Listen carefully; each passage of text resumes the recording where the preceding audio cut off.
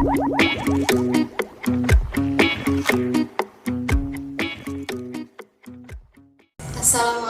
warahmatullahi wabarakatuh.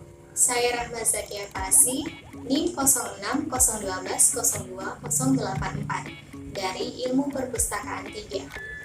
Saya akan menjelaskan mengenai fonem. Fonem adalah bunyi terkecil yang dapat membedakan makna, sedangkan huruf adalah lambang bunyi atau lambang fonem. Ilmu yang mempelajari tentang fonem disebut fonemik. Fonemik merupakan bagian dari fonologi. Fonologi ini khusus mempelajari bunyi bahasa. Untuk mengetahui apakah sebuah bunyi fonem atau bukan, kita harus mencari sebuah satuan bahasa, biasanya sebuah kata yang mengandung bunyi tersebut, lalu membandingkannya dengan satuan bahasa yang pertama. Kalau ternyata kedua satuan bahasa itu berbeda maknanya, maka berarti bunyi tersebut adalah sebuah fonem, karena bisa berfungsi membedakan makna kedua satuan bahasa itu. Contohnya, kata sudah dengan susah. Masing-masing terdiri dari 5 buah bunyi. Yang pertama mempunyai bunyi S, U, D, A, H. Dan yang kedua mempunyai bunyi S, U, S, A, H. Perbedaannya hanya pada bunyi yang ketiga, yaitu bunyi D dan S. Kesimpulannya, bahwa bunyi D dan S adalah dua buah fonem yang berbeda dalam bahasa Indonesia. Vokal dan konsonan. Oleh ahli bahasa, fonem dipilah menjadi dua kelompok, yaitu vokal dan konsonan. Dalam bahasa Indonesia ada 6 vokal yang ditulis dengan huruf A, E, I, O, dan U. Seperti yang terdapat pada kata ada, enak, ini, olah, dan buku, yang disebut vokal tunggal. Selain itu, ada 3 vokal rangkap atau diftong, seperti au pada kata silau, ai pada kata lerai, dan oi pada kata tomboy. Umumnya konsonan ditulis dengan satu huruf atau monogram, seperti B, C, D, F, G, H, J, K, L, M, N, P, Q, R, S, T, V, W, dan Y. Walaupun begitu, ada konsonan yang ditulis dengan 2 huruf atau digraf, seperti ng, ny, k, sh. Pada kata nganga, nyanyi, khasiat, dan syahdu. Suku kata. Kata dapat dilafalkan dalam satu hembusan napas atau lebih. Kata pasar misalnya, dilafalkan dengan 2 hembusan napas, satu untuk pa dan satu lagi untuk sa. Dengan cara seperti itu, kata iya, 2 suku kata santai, 2 suku kata sendirian, 4 suku kata, dan kata keterlaluan, 5 suku kata. Lafal. Lafal adalah cara mengucapkan kata.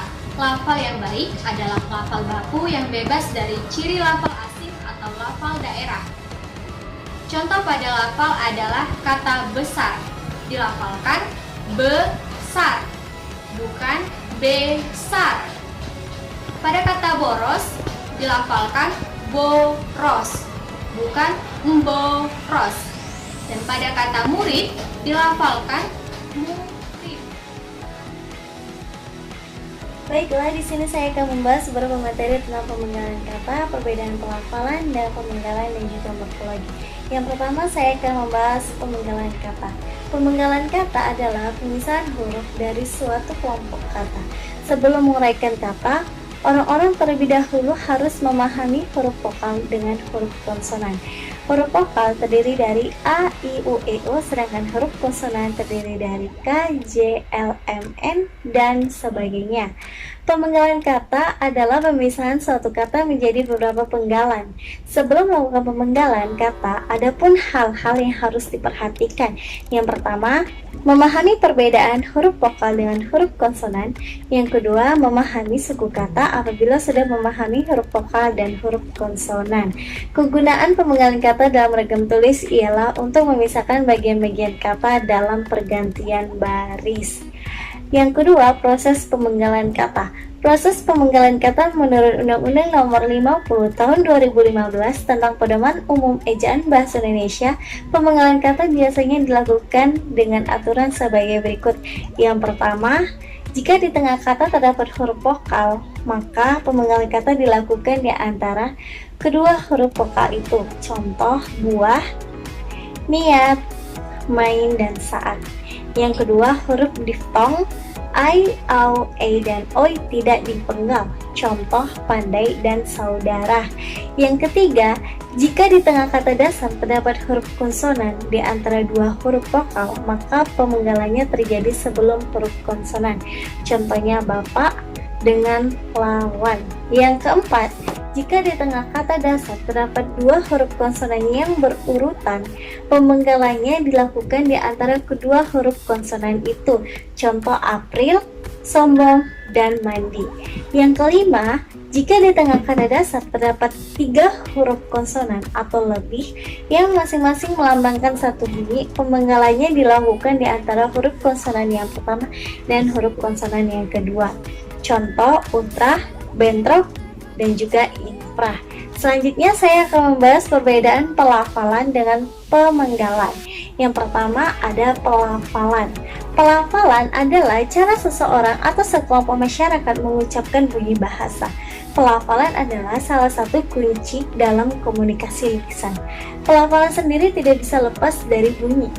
Salah satu hal yang diatur dalam ejaan ialah cara pelafalan atau cara pengucapan dalam bahasa Indonesia. Banyak orang melafalkan bunyi bahasa Indonesia dengan keraguan. Keraguan yang dimaksud ialah ketidakteraturan penggunaan bahasa dalam melafalkan huruf.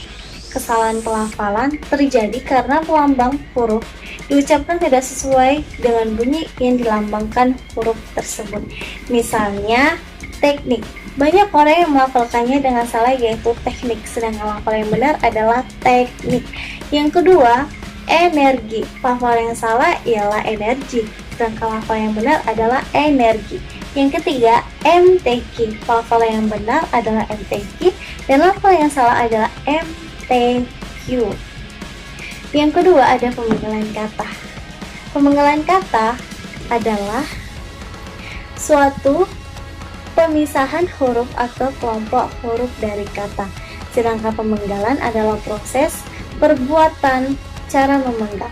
Pemenggalan kata berasal dari kata dasar penggal. Nah, pemenggalan kata sendiri itu sudah dijelaskan dari pengertian yang sudah saya jelaskan di materi yang pertama. Selanjutnya saya akan membahas materi morfologi. Morfologi adalah salah satu konsep pusat dari belajar linguistik. Secara etimologi, istilah morfologi berasal dari bahasa Yunani, yaitu berasal dari gabungan kata morfe yang berarti bentuk dan logo adalah ilmu. Ruang lingkup morfologi terbagi tiga, yaitu morfem. Morfem merupakan satuan gramatikal terkecil yang mempunyai makna.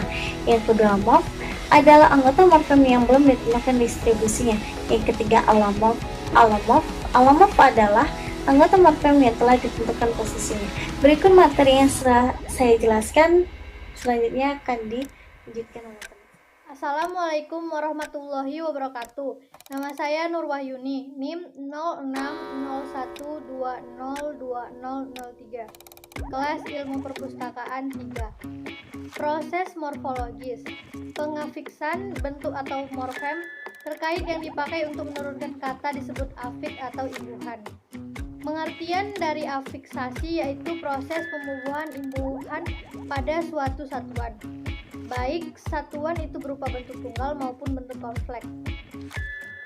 Untuk membentuk kata-kata, contoh, berbaju, menemukan, ditemukan, jawaban.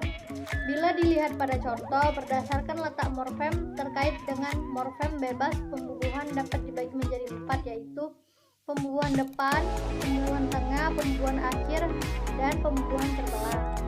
Reduplikasi adalah pengulangan satuan gramatikal baik seluruhnya maupun sebagian, baik disertai variasi fenom maupun tidak disertai variasi. Proses perulangan atau reduplikasi pengulangan adalah bentuk baik seluruhnya maupun sebagiannya, baik dengan variasi fenom maupun tidak. Hasil pengulangan disebut kata ulang, sedangkan bentuk yang diulang merupakan bentuk dasar. Pengulangan merupakan suatu proses morfologis yang banyak terdapat pada bahasa Indonesia. Adapun jenis-jenis kata ulang bahasa Indonesia berdasarkan macamnya, terdiri atas beberapa bentuk-bentuk yaitu kata ulang suku kata awal atau dipurna. Dalam bentuk perulangan macam ini, vokal dari suku kata awal mengalami pelemahan bergeser ke posisi tengah menjadi epepet atau lemah. Contoh, tangga menjadi tetangga, pohon menjadi pepohonan, laki menjadi lelaki. Kata ulang murni atau dwilingga. Makna kata ulang sesuai dengan fungsi perulangan dalam pembentukan jenis kata. Makna struktural kata ulang adalah sebagai berikut. Perulangan mengandung makna banyak yang tak tentu. Contoh, kuda-kuda itu berkejaran di padang rumput. Buku-buku yang dibelikan kemarin telah dibaca. Perulangan mengandung makna bermacam-macam. Contoh, daun-daunan yang ada di perkarangan sekolah sudah menumpuk. Buah-buahan sekarang sangat murah. Makna yang dapat diturunkan dari suatu kata ulang adalah menyerupai atau tiruan dari sesuatu. Contoh, anak itu senang bermain kuda-kudaan. Andi berteriak kegirangan setelah diberikan ayam-ayaman. Mengandung makna agak atau melemahkan dari. Contoh, perilakunya kebarat-baratan sehingga tidak disukai oleh teman-temannya. Morfofonemik adalah cabang linguistik yang mempelajari perubahan bunyi diakibatkan adanya pengakuan morfem. Sebagian perubahan-perubahan fenom yang ditimbul sebagai akibat pertemuan morfem dengan morfem lain.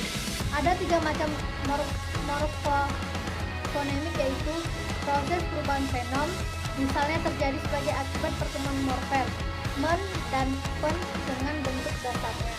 Contoh, men tambah bawah menjadi membawa, men tambah pesona menjadi mempesona.